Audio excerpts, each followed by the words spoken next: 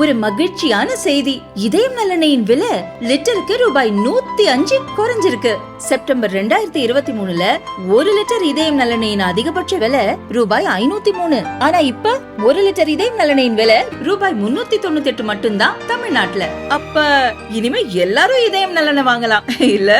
AC வாங்கவா, fan வாங்கவா, fridge வாங்கவா, நம்பி வாங்கவா. Sri Meenakshi fan house, Madurai மற்றும் தென் தமிழகம் எங்கும்.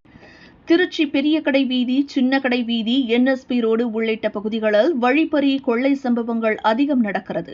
இரவு நேரங்களில் வியாபாரிகளை தாக்கி வழிப்பறி நடப்பது வாடிக்கையாகிவிட்டது.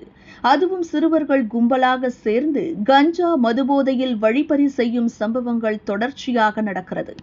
சமீபத்தில் காந்தி மார்க்கெட் சப்ஜெயில் ரோட்டில் தனியாக நடந்து சென்ற முதியவரை 3 சிறுவர்கள் தாக்கி வழிப்பறி செய்த சம்பவம் நடந்துள்ளது.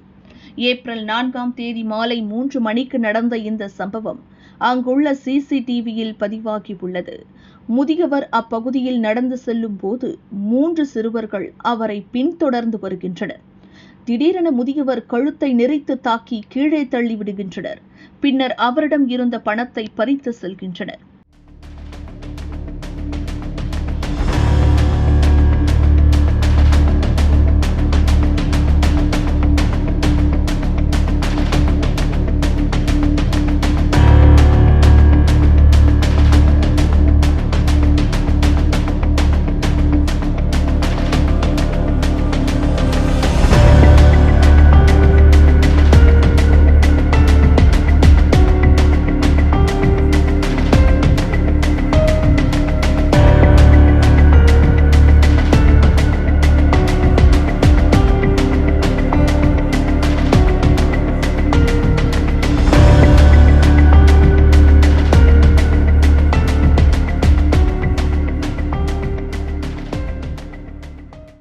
இந்நிலையில் முதியவரை தாக்கி பணம் பறித்த சம்பவத்தில் 3 சிறுவர்கள் கைது செய்யப்பட்டுள்ளனர்.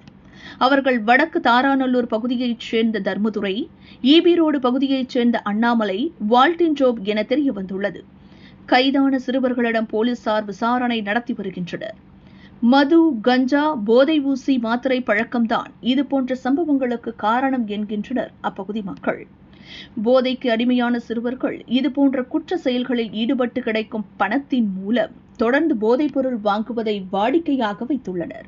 இதுபோன்ற வழிப்பறி சம்பவங்களை யாராவது கண்டித்தாலோ தட்டி கேட்டாலோ அவர்களை தாக்குவதும் நடக்கிறது. காந்தி மார்க்கெட் சப்ஜெயில் ரோட்டில் முதியவரை சிறுவர்கள் தாக்கி வழிப்பறி செய்யும் போது கூட மக்கள் வேடிக்கைதான் பார்த்தார்களே தவிர யாரும் தடுக்க முன்வரவில்லை. நமக்கு எதுக்கு வம்பு என ஒதுங்கி விடுகின்றனர். போலீசார் இதுபோன்ற சமூக விரோத கும்பலை ஒடுக்கி மக்களுக்கு பாதுகாப்பு அளிக்க வேண்டும் என்கின்ற கோரிக்கையை முன்வைத்துள்ளனர்.